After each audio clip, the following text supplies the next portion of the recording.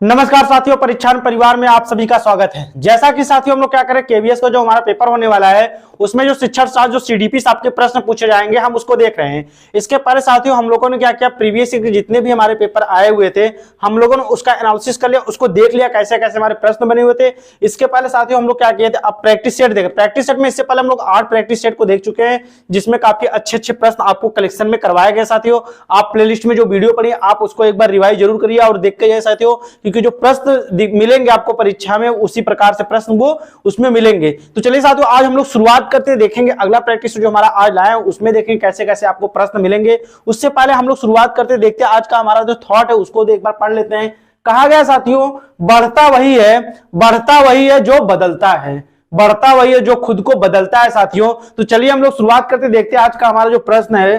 पहला प्रश्न हमारा क्या है, तो दिया है सृजनात्मक उत्तर के लिए, क्या दिया है, सृजनात्मक उत्तरों के लिए आवश्यक है, सृजनात्मक उत्तरों के लिए आवश्यक है। सृजनात्मक कहने का तात्पर्य यहाँ क्या है साथियों, नवीन नवीन चीजों की क्या करना, खोज करना, नए नए तथ्यों नए नए जानकारियों की खोज करना हमारा क्या कहलाता है, सृजनात्मकता कहलाता है। इस परिप्रेक्ष्य में हमारा ऑप्शन देखते क्या सही होगा, सृजनात्मक उत्तरों के लिए क्या आवश्यक होता है, प्रत्यक्ष शिक्षण एवं प्रत्यक्ष प्रश्न। ऑप्शन बी है विषय वस्तु आधारित प्रश्न। ऑप्शन सी है मुक्त उत्तर वाले प्रश्न। ऑप्शन डी है एक अत्यंत अनुशासित कक्षा। तो सृजनात्मक उत्तर के लिए एक अनुशासन अत्यंत ये सब कक्षाएं नहीं हो सकती।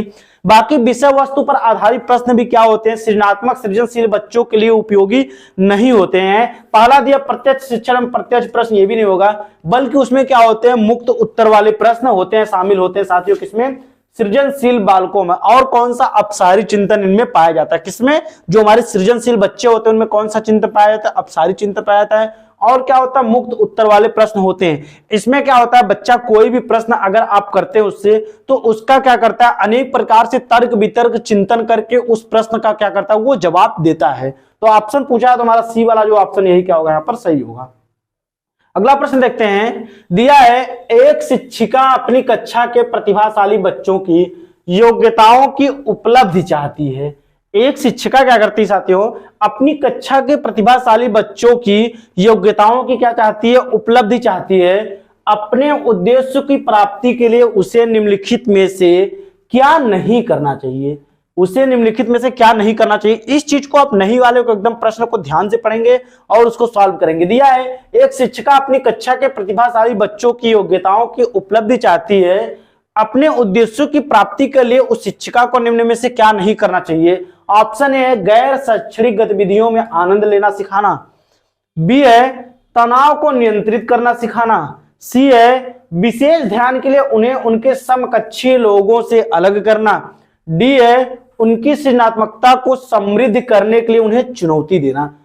तो प्रश्न हमारा क्या साथियों, एक शिक्षिका क्या करती है, अपनी कक्षा के प्रतिभाशाली बच्चों की योग्यताओं की उपलब्धि चाहती है, तो इसमें क्या होगा, गैर शैक्षणिक गतिविधियों में आनंद लेना सिखाना। बिल्कुल सही बात है साथियों, बच्चों को क्या करेंगे, गैर शैक्षणिक जो भी उनके क्रियाकलाप रहेंगे उसमें उनको क्या बताएंगी, आनंद लेना सिखाना। ये क्या होता है, उनका दायित्व होगा। ऑप्शन बी है तनाव को कैसे नियंत्रित किया जाएगा, कोई भी चीजों को तनाव जो भी होता है बालक के अंदर उसको नियंत्रित करना सिखाना, ये भी होता है। बाकी उनकी सृजनात्मकता को समृद्ध करने के लिए, उनकी सृजनात्मकता को संतुष्टि देने के लिए ये भी चुनौती देना, ये भी सही है। लेकिन पूछा क्या नहीं होना चाहिए, तो ऑप्शन सी दिया है विशेष ध्यान के लिए उन्हें उनके समकक्षीय लोगों से अलग करना, उन्हें समकक्षीय लोगों से अलग नहीं करना चाहिए। साथियों ये ऑप्शन क्या होगा, नहीं पूछा है तो हमारा सी ऑप्शन जो दिया यही क्या होगा, सही होगा। क्योंकि विशेष ध्यान के लिए उन्हें उनके समकक्षी लोगों से अलग कर देंगे तो वो क्या होगा, प्रतिभाशाली जो बच्चे होंगे वो कोई भी चीज सीखने में क्या होगी, उनको दुविधा होगी। तो हमारा सी वाला ऑप्शन जो सही होगा वही क्या होगा, यहाँ पर सही है, सी। नहीं पूछा है तो यही ऑप्शन आपका सही होगा। अगला प्रश्न देखते हैं, सृजनात्मकता मुख्य रूप से संबंधित है, सृजनात्मकता मुख्य रूप से किससे संबंधित, आपका अभिसारी चिंतन से, अपसारी बहुविध जिसको बोलते हैं, मॉडलिंग से कि अनुकरण से। तो अभी आप लोगों को ये प्रश्न हमने बताया क्या कि सृजनात्मकता किससे संबंधित हो जाती है, सृजनशील बच्चों में कौन सा चिंतन पाया जाता है। आपका प्रश्न ऐसे पूछता है तो आप प्रतिभाशाली या सृजनशील बच्चों अगर कहेगा तो आप उसमें क्या कहेंगे, इनमें अपसारी चिंतन कहेंगे, क्योंकि ये क्या करते हैं, ये कोई भी चीज, जैसे कोई भी चीज जो सोचते हैं, तर्क वितर्क करते हैं, उनका उत्तर मान लीजिए ये रहता है, तो उसको क्या करते हैं, अनेक प्रकार से उस पर तर्क वितर्क करके क्या करते हैं, वो उत्तर को देते हैं। तो इसमें क्या होता है साथियों, इनमें अपसारी बहुविध तरीके से इसका क्या करते हैं, बहुत सारे अनेकों तरीके से तर्क वितर्क सोच करके चिंतन करके उस समस्या का समाधान करते हैं। कैसे बच्चे, हमारे सृजनात्मक बच्चे, इसमें इनमें क्या हमेशा पूछा जाता है, इनमें अपसारी चिंतन पाया जाता है। सृजनशील बच्चों में कौन सा चिंतन पाया जाता है, तो आपका अपसारी चिंतन पाया जाता है। हमारा बी वाला ऑप्शन जो दिया वही क्या होगा, यहाँ पर सही होगा। अगला प्रश्न देखते हैं, दिया है विद्यालय में नियमित उपस्थिति के लिए वंचित बच्चों को प्रोत्साहित करने का निम्नलिखित में से कौन सा तरीका सर्वाधिक उपयुक्त होगा। पूछा है विद्यालय में नियमित उपस्थिति के लिए वंचित बच्चे, जो कक्षा में वंचित बच्चे हैं, उनको प्रोत्साहित करने के लिए निम्नलिखित में से कौन सा तरीका सबसे उपयुक्त माना जाएगा। हमारा प्रश्न ये कहता है, ऑप्शन ए है बच्चों को आकर्षित करने के लिए प्रतिदिन 5 रुपए की छूट देनी चाहिए, बी है आवासीय विद्यालय खोलने चाहिए, सी है बच्चों को विद्यालय आने की अनुमति न देने को कानूनन दंडनीय अपराध बनाया जाए, डी है विद्यालय द्वारा बच्चों का एकत्रित करने वाले एक व्यक्ति को नियुक्त किया जाए जो प्रतिदिन घरों से बच्चों को लेकर आए। तो बच्चों को अगर उपस्थिति, जो वंचित वर्ग से बच्चे जो शिक्षा पठन पाठचर्या शिक्षा से वंचित रहते हैं, ऐसे बच्चों को शिक्षा की सुविधा उपलब्ध कराने के लिए क्या करना चाहिए। तो पहला दिया बच्चों को आकर्षित करने 5 रुपए देने चाहिए, रुपए नहीं देने चाहिए। बच्चों को विद्यालय में अनुमति नहीं देंगे तो बच्चा आएगा कैसे, कोई चीज सीखेगा कैसे, बाकी टीचर को नहीं, बल्कि उनके लिए एक ऐसे विशिष्ट आवासीय विद्यालय की सुविधा उपलब्ध करवानी चाहिए। ठीक है, जो बच्चे वंचित हो जाते हैं, शिक्षा से वंचित रहते हैं, ऐसे बच्चों के लिए क्या करना चाहिए, आवासीय विद्यालय खोलना चाहिए। हमारा बी वाला ऑप्शन जो होगा वही क्या होगा, सही होगा। अगला प्रश्न देखते हैं, पदानुक्रमिक अधिगम सिद्धांत का निम्नतम स्तर कौन सा होता है। पदानुक्रमिक अधिगम सिद्धांत का निम्नतम स्तर कौन सा होता है साथियों। ऑप्शन ए दिया है संकेत अधिगम, ऑप्शन बी है उद्दीपन अनुक्रिया अधिगम, ऑप्शन सी है श्रृंखला अधिगम, ऑप्शन डी है शाब्दिक अधिगम, शाब्दिक साहचर्य अधिगम। तो पदानुक्रमिक अधिगम सिद्धांत जो होता है, इसमें कितने प्रकार के अधिगम होते हैं, 8 प्रकार के आपके अधिगम पाए जाते हैं। और अगर बात करता है निम्नतम स्तर की, कौन सा होता है, हमारा ऑप्शन पहला वाला ही क्या होता है, संकेत अधिगम हमारा निम्नतम स्तर होता है। फिर समस्या समाधान अधिगम जो हमारा होता है उच्चतम स्तर होता है। हमारा ए वाला ऑप्शन जो दिया वही क्या होगा, यहाँ पर सही होगा। अगला प्रश्न देखते हैं, कोल्ब के अनुसार अधिगम चक्र है, बहुत इंपॉर्टेंट प्रश्न है। इस चीज को आप कोल्ब के जितने भी प्रश्न मिलेंगे आप पढ़ के जाइएगा। क्या है, पूछ रहा है कि कोल्ब के अनुसार अधिगम के चक्र कौन कौन से होते हैं। हम उसको एक बार देख लेते हैं। ऑप्शन ए है मूर्त अनुभविक चिंतन अवलोकन अमूर्त संप्रत्यय क्रियात्मक प्रयोग होता है। ऑप्शन बी है क्या पहले चिंतन अवलोकन होता है, अमूर्त संप्रत्यय होता है, क्रियात्मक प्रयोग, फिर मूर्त अनुभाविक होते हैं। सी है अमूर्त संप्रत्यय क्रियात्मक प्रयोग चिंतन मूर्त अनुभाविक, और डी है क्या मूर्त अनुभाविक अमूर्त संप्रत्यय चिंतन अवलोकन क्रियात्मक प्रयोग। तो कोल्ब के अनुसार अधिगम का जो चक्र चलता है उसमें क्या होता है, पहले मूर्त अनुभाविक चिंतन अवलोकन अमूर्त संप्रदाय क्रियात्मक प्रयोग क्या होता है, लास्ट में होता है। हमारा ए वाला ऑप्शन जो होगा यही क्या होगा, सही होगा। इस चीज को ध्यान लेंगे, पहले मूर्त अनुभाविक आएगा, फिर चिंतन अवलोकन, फिर अमूर्त संप्रत्यय आएगा, फिर लास्ट हमारा क्रियात्मक प्रयोग आएगा। ऑप्शन ए हमारा जो दिया वही क्या होगा, सही होगा। अगला प्रश्न देखते हैं, जब अधिगम करता अधिगम का प्रयोग यह जानने के लिए करे कि परिणाम क्या आया है, यह जानने के लिए कि परिणाम क्या आया है, अपने भौतिक संसार पर प्रयोग करता है तो यह कोल्ब के अनुसार कहलाता है। अभी देखिए, इससे पहले हम लोगों ने देखा कोल्ब की जो क्रम चलता है, सीखने का जो क्रम चलता है उसको हम लोगों ने देखा। अब वही से देखिए प्रश्न बनाया आपका कि जब अधिगम करता अधिगम का प्रयोग यह जानने के लिए करता है कि परिणाम जो आया है अपने भौतिक संसार पर प्रयोग करता है तो यह कोल्ब के अनुसार क्या कहलाता है। ऑप्शन ए है मूर्त अनुभव, बी है चिंतन अवलोकन, सी है अमूर्त संप्रत्यय, और डी है सक्रिय प्रायोगिकता। ये नहीं होता साथियों, अमूर्त संप्रत्यय नहीं होता, क्योंकि अधिगम करता प्रयोग यह जानने के लिए करता है कि उसका जो परिणाम है अपने भौतिक संसार पर उसका क्या करता प्रयोग करता है, तो यह कोल्ब अनुसार क्या कहलाता है। तो ये हमेशा आपको जान लीजिए चिंतन अवलोकन करता है, चिंतन अवलोकन वह कहलाता है अपने भौतिक संसार में पूरे क्या होता है वो अवलोकन करके कोई भी तर्क वितर्क करके उस पर वो चिंतन करता है। हमारा बी वाला ऑप्शन जो दिया यही क्या होगा, यहाँ पर सही होगा। अगला प्रश्न देखते हैं, अधिगम के स्थानांतरण में आदर्शों का सिद्धांत, अधिगम के स्थानांतरण में आदर्शों का सिद्धांत किसने दिया है? पूछा है अधिगम के स्थानांतरण में आदर्शों का सिद्धांत किसने दिया है? ऑप्शन ए आपका थॉर्नडाइक, ऑप्शन बी है जून, ऑप्शन सी है स्किनर, ऑप्शन डी है बैकले। तो बात करते हैं अधिगम के स्थानांतरण में आदर्शों के सिद्धांत की बात करते तो किसने दिया? आपके ये बैकले ने दिया है। किसने दिया है? अधिगम में किसने आदर्शों का सिद्धांत किसने दिया? तो बैकले ने दिया। ऑप्शन डी हमारा जो दिया वही क्या होगा यहाँ पर सही होगा, ऑप्शन डी। अगला प्रश्न देखते हैं, चालक विकास की दर में व्यक्तिगत विभिन्नताएं होती हैं, फिर भी चालक विकास का क्रम डैश डैश से क्रम तक चलता है। मतलब चालक विकास की दर में क्या होती है? व्यक्तिगत विभिन्नताएं शामिल होती हैं, फिर भी चालक विकास क्या होता है? ये क्रम के अनुसार, किस क्रम के अनुसार चलता है? ऑप्शन ए अधोगामी शीर्षगामी, अधोगामी शीर्षगामी, बी है अपरिष्कृत जिसे स्थूल कहते हैं, चालक विकास परिष्कृत जिसे स्थूल से सूक्ष्म की ओर, ऐसे मान चलिए इसको करते हैं। सी है परिष्कृत सूक्ष्म चालक विकास अपरिष्कृत स्थूल से, सूक्ष्म से स्थूल। डी है शीर्षगामी अधोगामी। तो शीर्षगामी विकास कैसे चलता है? ये भी नहीं होगा साथियों, ये भी नहीं होगा। आपका क्या होगा? बी वाला ऑप्शन क्या? अपरिष्कृत स्थूल चालक विकास परिष्कृत सूक्ष्म चालक की ओर विकास हमारा क्या होता है? चलता है। ऑप्शन बी दिया है स्थूल से सूक्ष्म की ओर, ऐसे आप लोग याद कर लेंगे, स्थूल से सूक्ष्म की तरफ विकास का क्रम चलता है। हमारा बी वाला ऑप्शन जो दिया वही क्या होगा यहाँ पर सही होगा। अगला प्रश्न देखते हैं, गिरोह अवस्था किस आयु वर्ग एवं विलंब विकास से संबंधित है? गिरोह अवस्था के बारे में पूछता है साथियों, तो जिसे हम क्या कहते हैं? गिरोह अवस्था, अर्थात इसको हम कहते हैं गैंग एज। क्या कहते हैं? गैंग एज इसी को कहते हैं। तो इसमें क्या होता है? इसमें बच्चा क्या होता है? अपने परिवार, अपनी माता पिता से दूर मतलब रहने की कोशिश करता है, अपने दोस्तों के साथ क्या होता है? उसको रहने में क्या होती है? दोस्तों के साथ रहने में उसकी बाहरी दुनिया में क्या होती है? रुचियां उसकी जागृत होती है, रुचि उसकी होने लगती है। तो कौन सी अवस्था गिरोह की अवस्था होती है? गैंग एज किसको कहते हैं? और सबसे इंपॉर्टेंट, इसको फ्रायड ने क्या कहा है? लेटेंसी पीरियड के नाम से इसको बताया है। फ्रायड ने क्या कहा है? इसको लेटेंसी पीरियड का नाम दिया है इसको। गैंग एज जो हमारी होती है गिरोह अवस्था, इसको फ्रायड ने क्या कहा है? Latency period. तो इसमें क्या होता है साथियों कि गिरोह अवस्था किस आयु वर्ग के बच्चे में होती है? गैंग एज किसमें होती है? जिसमें माता पिता आदि से बाहर निकलकर बच्चा क्या करता है? अपने दोस्तों आदि दुनिया में क्या होती है? उसकी रुचि होने लगती है। तो वो कौन सी अवस्था होती है?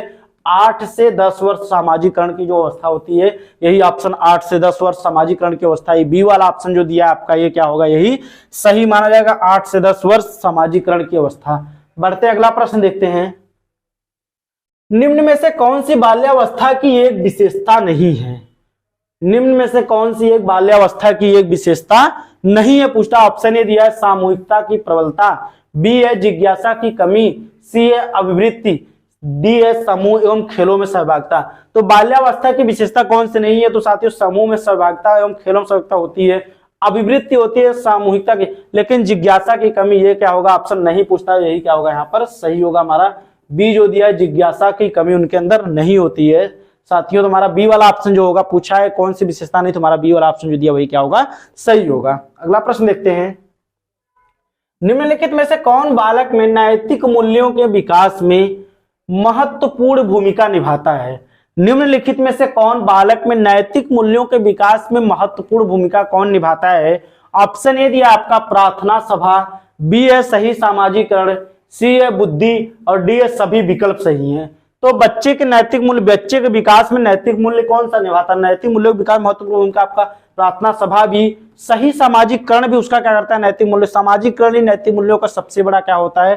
कारण कहा जाता है। सबसे बड़ी चीजें बच्चा क्या करता है? अपने समाज से कोई भी चीजों को सीखता है और ग्रहण करता है, और बुद्धि का भी उस पर प्रभाव पड़ता है। तुम्हारा सभी विकल्प डी जो दिया यही क्या होगा? इसमें सही होगा, क्योंकि इसमें सब बातें जब तीनों सही है तो हमारा डी वाला ऑप्शन जो होगा वही क्या होगा आपका यहाँ पर सही होगा। अगला प्रश्न देखते हैं, कोई प्रशिक्षार्थी शिक्षक एक अनुदेशात्मक उद्देश्य को इस प्रकार लिखती है, विद्यार्थी खरीफ और रबी की फसलों में अंतर मतलब कर सकेंगे, उद्देश्य जिस क्षेत्र में आता हुआ है। मतलब क्या करता है? कोई प्रशिक्षार्थी शिक्षक एक अनुदेशन करता है, अनुदेशनात्मक उद्देश्य को इस प्रकार लिखती है। क्या कहती है कि विद्यार्थी खरीफ और रबी की फसल में अंतर कर सकेंगे, उद्देश्य जिस क्षेत्र में आता हुआ कौन सा है? मनोक्रियात्मक, अभिभावात्मक कि संज्ञानात्मक, कौशलात्मक। तो इसमें कौशलात्मक, अभिज्ञान, मनोक्रियात्मक प्रयोग, बल्कि अपने संज्ञान का यूज करेगा। खरीफ और रबी की फसल को अगर अंतर स्पष्ट कर लेता तो अपने संज्ञानात्मक विकास, अपने संज्ञान से, अपने मस्तिष्क के उस चीज का क्या कर रहा है, वो संश्लेषण करके उस चीज को वो क्या कर रहा है, सीख रहा है। हमारा सी वाला ऑप्शन जो दिया वही क्या होगा यहाँ पर सही होगा। अगला प्रश्न देखते हैं, वह अंक जिसकी पुनरावृत्ति किसी वितरण में सबसे अधिक बार होती है उसे क्या कहते हैं? वह अंक जिसकी पुनरावृत्ति सबसे अधिक बार होती है उसको क्या कहते हैं? किसी विवरण में सबसे अधिक बार, उसे माध्यिका कहते हैं, मध्यमान कहते हैं, बहुलांक कहते हैं कि प्रमाणिक विचलन कहते हैं? उसे क्या कहते हैं साथियों? हम लोग उसको अच्छे से पता होगा, जो संख्या सबसे अधिक बार रहती है उसे क्या कहते हैं हम? बहुलांक। हमारा सी वाला ऑप्शन जो दिया वही क्या होगा? बहुलक उसको कहते हैं। अगला प्रश्न देखते हैं, कोठारी कमीशन की रिपोर्ट का शीर्षक था। कोठारी कमीशन हमारा कब आता है साथियों? 1964-66, 1964-66 में आता है, जिसके अध्यक्ष कौन रहते हैं आपके? डीएस कोठारी, दौलत सिंह कोठारी, दौलत सिंह कोठारी। तो साथियों इसमें पूछा है इसका शीर्षक क्या रहता है जो कोठारी कमीशन आता है? ऑप्शन ए दिया होने की शिक्षा, बी है शिक्षा और राष्ट्रीय विकास, सी है शिक्षा में सामाजिक, और डी है क्या चाहते हो? शिक्षा का आधुनिकीकरण परिवर्तन। तो कोठारी कमीशन जो रिपोर्ट आती है उसका शीर्षक क्या होता है? कोठारी कमीशन आपका 1964-66 में आता है, जिसमें क्या रहते हैं? डीएस कोठारी, दौलत सिंह कोठारी क्या रहते हैं? उसके अध्यक्ष रहते हैं। हमारा ऑप्शन जो होगा साथियों वो इसमें क्या होता है? शिक्षा और राष्ट्रीय विकास। शिक्षा और राष्ट्रीय विकास क्या होता है? इसका शीर्षक, मुख्य शीर्षक क्या होता है? शिक्षा और राष्ट्रीय विकास। अगला प्रश्न देखते हैं, निम्नलिखित में से क्या वैदिक शिक्षा की विशेषता नहीं है? निम्न में से क्या वैदिक शिक्षा की विशेषता नहीं है? पूछा आपका, वैदिक शिक्षाएं जो हमारी होती है उसकी विशेषता नहीं होती है। ऑप्शन ए दिया है व्यक्तित्व का विकास, बी है ज्ञान एवं अनुभव, सी है संस्कृति का संरक्षण, डी है प्रकृति के अनुसार बालक का विकास। तो साथियों इसमें क्या होता है, अगर बात करता है कि निम्नलिखित क्या वैदिक शिक्षा की विशेषता नहीं होती है, तो इसमें वैदिक काल जो वैदिकालीन शिक्षा चलती है उसमें व्यक्तित्व का विकास किया जाता था, उनके ज्ञान और अनुभव को देखा जाता था, संस्कृति का संरक्षण होता है। लेकिन डी ऑप्शन जो दिया है ये चीजें नहीं मानी जाती, प्रकृति के अनुसार बालक का विकास उसमें नहीं माना जाता। तो हमारा डी वाला ऑप्शन जो दिया वही क्या होगा यहाँ पर सही होगा। कौन सा ऑप्शन? डी वाला जो दिया है। अगला प्रश्न देखते हैं, निम्नलिखित में से कौन सा योगात्मक मूल्यांकन का उदाहरण है? निम्नलिखित में से कौन सा योगात्मक उदाहरण का एक क्या है? योगात्मक मूल्यांकन का एक उदाहरण है। ऑप्शन ए त्रैमासिक परीक्षा, बी है अर्धवार्षिक परीक्षा, सी है वार्षिक परीक्षा, कि डी है मध्यकालीन। तो साथियों वार्षिक कौन सा योगात्मक मूल्यांकन का उदाहरण होता है? तो इसमें क्या होती है? वार्षिक परीक्षाएं क्या होती है? इसमें योग जो होता है योगात्मक परीक्षा इसमें क्या होती है? शामिल होती है। हमारा सी वाला ऑप्शन जो दिया है वार्षिक परीक्षाएं क्या होती है? योगात्मक मूल्यांकन का एक उदाहरण होती है वार्षिक परीक्षाएं। सी ऑप्शन सही है। अगला प्रश्न देखते हैं, प्राथमिक स्तर पर इतिहास पढ़ाने की सबसे महत्वपूर्ण व प्रभावशाली विधि है। मतलब प्राथमिक स्तर पर इतिहास पढ़ाने की एक महत्वपूर्ण एवं प्रभावी विधि, प्रभावशाली शिक्षण विधि कौन सी होती है? ऑप्शन है कहानी कथन विधि, बी है व्याख्यान विधि, सी है परिचर्चा विधि, डी है प्रश्नोत्तर विधि। तो प्राथमिक स्तर पर कहानी कथन की बात करता है, इतिहास पढ़ाने की बात करता है, तो आपकी अच्छे से पता होगा व्याख्यान विधि होगी। बल्कि हमारा जो ए वाला ऑप्शन दिया है, ए वाला ऑप्शन यही क्या होगा सही होगा साथियों, कहानी कथन विधि। कौन सी विधि होगी? अगर प्राथमिक बच्चों में अगर उनको इतिहास पढ़ाने के लिए सबसे महत्वपूर्ण उपयुक्त विधि कौन सी मानी जाती है? हमारी जो दी कहानी कथन विधि। हमारा जो ए ऑप्शन दिया वही क्या होगा यहाँ पर सही होगा। अगला प्रश्न देखते हैं, व्यक्तित्व के सामाजिक संज्ञानात्मक विकास के सिद्धांत का प्रतिपादन किसने किया? पूछता है व्यक्तित्व के सामाजिक संज्ञानात्मक विकास सिद्धांत का प्रतिपादन किसने किया? ऑप्शन है बंडूरा ने, बी है मॉर्गन ने, सी है गार्डन ने, और डी है रोजर ने। तो सामाजिक संज्ञानात्मक विकास, व्यक्तित्व के सामाजिक संज्ञानात्मक विकास का प्रतिपादन कौन करता है साथियों? तो ये आपके कौन होते हैं? ये करते हैं बंडूरा। कौन होते हैं? बंडूरा, अल्बर्ट बंडूरा, जिन्होंने क्या दिया? व्यक्तित्व के सामाजिक संज्ञानात्मक विकास का प्रतिपादन किसने किया? तो आपके अल्बर्ट बंडूरा ने किया। ऑप्शन ए वाला जो रहेगा वही क्या होगा हमारा सही होगा। अगला प्रश्न देखते हैं, निम्नलिखित में से कौन सा स्थानांतरित औसत है? निम्नलिखित में से कौन सा स्थानांतरित औसत है? ऑप्शन है मध्यमान, बी है माध्यिका, सी है बहुलक, और डी है प्रसार। तो वो कौन सा औसत होता है साथियों? अच्छे से पता होगा आपको, वो क्या होता है? हमारी माध्यिका होती है। क्या होती है, हमारा बी ऑप्शन जो दिया वही क्या होगा, सही होगा। माध्यिका जो हमारी होती है वही क्या होती है, स्थानाश्रित क्या होती है, औसत होती है। कौन सी, हमारी माध्यिकाएं जो होती हैं। अगला प्रश्न देखते हैं, सहयोगी अधिगम की प्रक्रिया को बढ़ावा देने के लिए शिक्षक को क्या करना चाहिए। सहयोगी अधिगम की प्रक्रिया को बढ़ावा देने के लिए एक शिक्षक को क्या करना चाहिए। ऑप्शन ए दिया, प्रत्येक विद्यार्थी को व्यक्तिगत दत्त कार्य देना चाहिए। बी है, सामूहिक परियोजना कार्य देना चाहिए। सी है, विद्यार्थियों को वाद विवाद और चर्चाओं में शामिल करना चाहिए। और डी है, कक्षा को समरूपी योग्यता समूह विभाजित करना चाहिए। तो सहयोगी अधिगम की प्रक्रिया को बढ़ावा देना, हम विभाजित नहीं कर सकते, चर्चा परिचर्चा में शामिल नहीं होता, बल्कि सामूहिक परियोजना कार्य देंगे तो ये क्या होगा, सहयोगी अधिगम को बढ़ावा देगा। बच्चे क्या करेंगे, अगर हम उनको सहयोगी अधिगम सामूहिक परियोजना कार्य देंगे तो वो क्या करेंगे, समूह में एक दूसरे के साथ अच्छे से सीखेंगे और ठीक तर्क वितर्क चिंतन आसानी से, उनकी जिज्ञासा उनकी रुचि भी क्या होंगी, उसमें सीखने में शामिल होंगे। हमारा बी ऑप्शन जो दिया है, सामूहिक परियोजना कार्य देना चाहिए, हमारा बी ऑप्शन जो दिया वही क्या होगा यहाँ पर सही होगा। अगला प्रश्न देखते हैं, शिक्षण का एडवांस ऑर्गेनाइजर प्रतिमान विकसित किया गया था। शिक्षण का एडवांस ऑर्गेनाइजर प्रतिमान विकसित किया गया था, किसके द्वारा किया गया था। ऑप्शन ए है, डेविड आसुबेल के द्वारा। बी है, कार्ल रोजर द्वारा। सी है, जॉन डीवी द्वारा। डी है, हिल्डा तवा द्वारा। तो हिल्डा तवा द्वारा। तो साथियों, शिक्षण का एडवांस ऑर्गेनाइज प्रतिमान अगर बात करते हैं तो ये आपको किसके द्वारा होता है, ये आपका डेविड आसुबेल का बहुत अच्छा सिद्धांत। ये आप एकदम देख के जाइएगा साथियों, ये क्या होता है, इन्होंने क्या दिया है, शिक्षण का एडवांस ऑर्गेनाइजर प्रतिमान किसने दिया है, तो आपके डेविड आसुबेल ने दिया है। ऑप्शन ए वाला जो दिया वही क्या होगा, सही होगा। अगला प्रश्न देखते हैं, यदि बालक ग्लोब को पढ़ना एवं समझना सीख गया है तो उसमें विकास हुआ है। यदि कोई बच्चा क्या होता है, ग्लोब को पढ़ना और समझना सीख गया है तो वह क्या होता है, तो उसमें विकास हुआ है। किसका, भूगोल संबंधी कौशलों का, भूगोल संबंधी निरीक्षण कौशलों का। सी है, प्रयोग संबंधी कौशलों का। और डी है, परिवर्तन संबंधी कौशलों का। तो एक बच्चा क्या करता है, ग्लोब को पढ़ना और समझना सीख लेता है तो उसके अंदर कौन सा विकास होता है, क्या ग्लोब परिवर्तन संबंधित कौशलों का, बिल्कुल नहीं।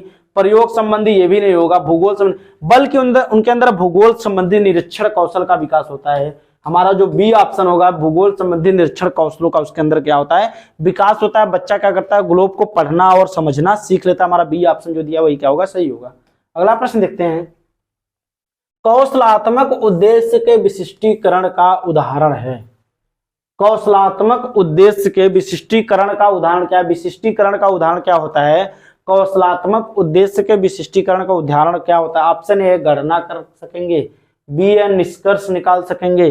सी है, गणितीय आकृतियां बना सकेंगे। डी है, समस्या समाधान कर सकेंगे। तो कौशलात्मक उद्देश्य के विशिष्टीकरण की बात करते हैं साथियों, इसमें क्या होता है, गणना कर सकेंगे, निष्कर्ष, गणितीय आकृतियां, बल्कि सबसे सही इसमें किसी भी समस्या समाधान को क्या कर सकेंगे। जो उनकी समस्याएं समाधान, जो समस्या होती है उसका क्या करते हैं, इसमें समाधान करते हैं। कौशलात्मक उद्देश्य के विशिष्टीकरण में ऑप्शन डी हमारा दिया, समस्या समाधान कर सकेंगे, यही क्या होगा यहाँ पर सही होगा। अगला प्रश्न देखते हैं, पर्यावरण अध्ययन पर परियोजनाओं के माध्यम से शिक्षक द्वारा निम्नलिखित में से किस पहलू का मूल्यांकन किया जा सकता है। पर्यावरण अध्ययन पर परियोजनाओं के माध्यम से शिक्षक द्वारा निम्नलिखित में से किस पहलू का मूल्यांकन किया जा सकता है। ऑप्शन ए दिया, परियोजना रिपोर्ट प्रस्तुति की गुणवत्ता। बी है, शिक्षार्थियों की सोचने की क्षमता। सी है, शिक्षार्थियों की क्षमता का विश्लेषण करना। डी है, डेटा को स्मरण करने की क्षमता। तो पर्यावरण अध्ययन पर परियोजनाओं के माध्यम से शिक्षक द्वारा निम्नलिखित में से कौन से पहलू का मूल्यांकन किया जा सकता है। ऑप्शन ए, परियोजना द्वारा रिपोर्ट प्रस्तुति की गुणवत्ता बिल्कुल की जा सकती है। शिक्षार्थियों को सोचने की क्षमता ये भी होता है साथियों। शिक्षार्थियों विश्लेषण, बल्कि इसमें डेटा को स्मरण करने, डेटा को स्मरण याद वाद करने की बातें नहीं कही जाती है। हमारा चौथा ऑप्शन सही होगा, बाकी पहला दूसरा तीसरा सही होंगे। देखते हैं किसमें दिया है, तो हमारा डी वाला ऑप्शन दिया, पहला दूसरा और तीसरा, यही ऑप्शन क्या होगा, सही होगा। डी वाला ऑप्शन पहला दूसरा तीसरा सही होगा, लेकिन डाटा को स्मरण करने की बात नहीं करता है, याद करने की बात नहीं करता है। अगला प्रश्न देखते हैं, निम्नलिखित में से कौन सा पर्यावरण अध्ययन के अधिगम शिक्षण का उद्देश्य है। निम्नलिखित में से कौन सा पर्यावरण अध्ययन के अधिगम शिक्षण का उद्देश्य। ऑप्शन ए दिया है, शिक्षार्थियों को पर्यावरणीय मुद्दों को समझने में मदद करना। दूसरा है, सकारात्मक कार्यों को प्रोत्साहित करना। तीसरा है, बच्चों को पाठ्य सामग्री तक सीमित रखना। तो हमारा ऑप्शन कौन सा होगा, निम्नलिखित में से कौन सा पर्यावरण अध्ययन के अधिगम शिक्षण के उद्देश्य होते हैं। तो हमारा शिक्षार्थियों पर्यावरण मुद्दों को समझने में मदद करना बिल्कुल सही बात है साथियों। सकारात्मक कार्य, सकारात्मक जितने भी कार्य होते हैं उनको करने के लिए उनको क्या करना, बच्चों को प्रोत्साहित करना, बच्चों को पाठ्य सामग्री तक सीमित रखना, ये भी बातें क्या होती है पर्यावरण अध्ययन के लिए सही होती है। हमारा तीनों ऑप्शन जो डी वाले में दिया यही क्या होगा यहाँ पर सही होगा, पहला, दूसरा और तीसरा, क्योंकि तीनों बातें पर्यावरण अधिगम के बारे में सही कही गई हैं। अगला प्रश्न देखते हैं, निम्नलिखित में से कौन सा कथन एनसीईआरटी पर्यावरण अध्ययन के पाठ्यक्रम के संदर्भ में सही है? निम्नलिखित में से कौन सा कथन एनसीईआरटी पर्यावरण माध्यम पर्यावरण की बातों के लिए सही कही गई है?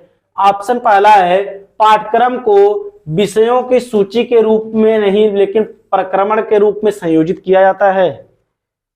इसके बाद है, उप प्रकरण जुड़ी हुई परस्पर संबंध की समझ विकसित करने की अनुमति दी जाती है। तीसरा है, विषयक पद्धति उपागम विभिन्न अनुशासन के परिचय फैलाने में मदद करता है। तो इसमें क्या होता है साथियों, ऑप्शन कौन सही होगा आपका? पाठ्यक्रम को क्या होता है, पाठ्यक्रम को विषयों की सूची के रूप में नहीं, पहला वाला ऑप्शन सही आपका। फिर दूसरा दिया, उपकरण जुड़ी परस्पर संबंध समझ विकसित करने की अनुमति देते हैं, ये वाला। लेकिन हमारा पहला ऑप्शन, पहला और तीसरा ऑप्शन जो दिया ये क्या होगा, ये वाला ऑप्शन नहीं सही होगा। विषय पद्धति उपागम विषयों तथा अनुशासन परिप्रेक्ष्य में लाने में मदद करता है, हमारा जो पहला और तीसरा ऑप्शन होगा ये क्या होगा, सही होगा। अगला प्रश्न देखते हैं, कक्षा 3 से 5 के पर्यावरण अध्ययन के पाठ्यक्रम में निम्नलिखित में से कौन सा प्रक्रमण शामिल नहीं है? कक्षा 3 से 5 के पर्यावरण अध्ययन के पाठ्यक्रम में निम्नलिखित में से कौन सा प्रक्रमण शामिल नहीं है? ऑप्शन ए दिया है, यात्रा, बी है जल, सी है धन और डी है शेल्टर। शेल्टर मतलब क्या होता है, आश्रय, आश्रय स्थल।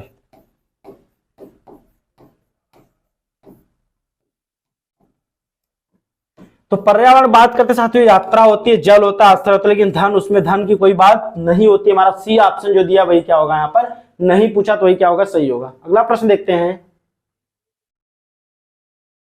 अगला प्रश्न, एक मिनट साथियों, इसके पहले वाला प्रश्न देख लेते हैं। क्या कहा, निम्नलिखित कौन सा कहते हैं एनसीईआरटी पर्यावरण अध्ययन पाठ्यक्रम के बारे में संदर्भ सही है साथियों? बिल्कुल सही साथियों, ये भी ऑप्शन आपका क्या होगा, सही होगा, क्योंकि उपकरण जुड़ी हुई तथा परस्पर संबंध समस्याओं को समझने की अनुमति देता है। आपका क्या होगा, इसमें एक दो नहीं, इसमें तीनों ऑप्शन सही होंगे। कहाँ हुआ, एक दो और तीनों ऑप्शन आपके क्या होंगे, सही होंगे, क्योंकि जो भी जुड़ी हुई समस्याएं होती है उसका क्या होता है, उसमें संश्लेषण किया जाता है। इसमें क्या होंगे आपके डी वाला ऑप्शन, एक दो और तीनों क्या होंगे, सही होंगे। चलिए हम अगला प्रश्न देख लेते हैं। दिया है, शिक्षार्थियों के जीवन से अधिगम को जोड़ने के प्रयास में सामाजिक विज्ञान के शिक्षक को चाहिए कि, शिक्षार्थियों के जीवन से जोड़ने, अधिगम को जोड़ने के प्रयास में सामाजिक विज्ञान के शिक्षक को क्या चाहिए? ऑप्शन पहला है, विषय वस्तु में विविध सांस्कृतिक दृष्टिकोण को जानबूझकर हम सुस्पष्ट शामिल करें। दूसरा है, कक्षा में शिक्षार्थियों उनके निजी एवं पर्यावरण संदर्भ में चिन्हित करना। तीसरा है, शिक्षार्थियों को उदाहरणों एवं अनुभव कक्षा में साझा करने के लिए क्या करना, प्रेरित करना चाहिए, मौके देने चाहिए। तो पहला ऑप्शन क्या होगा आपका, सही होगा, क्योंकि विषय वस्तु में सांस्कृतिक दृष्टिकोणों को इरादा मतलब जानबूझकर सोच शामिल करना बिल्कुल सही है। कक्षा में शिक्षार्थियों उनके निजी एवं पारिवारिक समय चिन्हित करना ये नहीं होगा साथियों। बाकी शिक्षार्थियों को अपने उदाहरण अनुभव में को कक्षा में साझा करने के मौके देना, ये भी क्या होगा आपका सही होगा। तो ऑप्शन पहला और तीसरा जो दिया वही क्या होगा, सही होगा। पहला और तीसरा दोनों सत्य, सी ऑप्शन में जो दिया ये क्या होगा हमारा, सत्य होगा। अगला प्रश्न देखते हैं, कोई भी नाराज हो सकता है, यह आसान है, परंतु एक सही व्यक्ति के ऊपर सही मात्रा में सही समय पर सही उद्देश्य के लिए था सही तरीके से नाराज होना आसान नहीं, यह संबंधित है किससे? क्या कोई भी नाराज हो सकता, कहता है कोई भी नाराज हो सकता है, यह आसान है, परंतु एक सही व्यक्ति के ऊपर सही तरीके से सही मात्रा में सही समय पर सही उद्देश्य के नाराज होना आसान नहीं है। यह क्या होता है, किससे जुड़ा होता है? सामाजिक विकास से, संज्ञानात्मक विकास से, शारीरिक विकास से, संवेगात्मक से। तो ये सब चीजें हमारी किससे जुड़ी थी साथियों? ये सब चीजें हमारे संवेग से जुड़ी होती हैं। ठीक है, संवेग से क्या होती है, ये सब चीजें हमारी क्या होती है, संवेग से जुड़ी होती साथियों। तो ये तो हमारे 30 प्रश्न जो क्या हुए, कंप्लीट हुए। तो आप क्या करेंगे, अगर हमारे चैनल को सब्सक्राइब नहीं किए हैं तो उसको जाके आप लोग पहले सब्सक्राइब कर लीजिए साथियों। इसके बाद लाइक कीजिए, कमेंट कीजिए और आप लोग क्या करें, जमकर शेयर कीजिए। और आप सभी को कोई भी डाउट तो आप कमेंट सेक्शन में पूछ सकते हैं। तो साथियों आप सभी का बहुत बहुत धन्यवाद।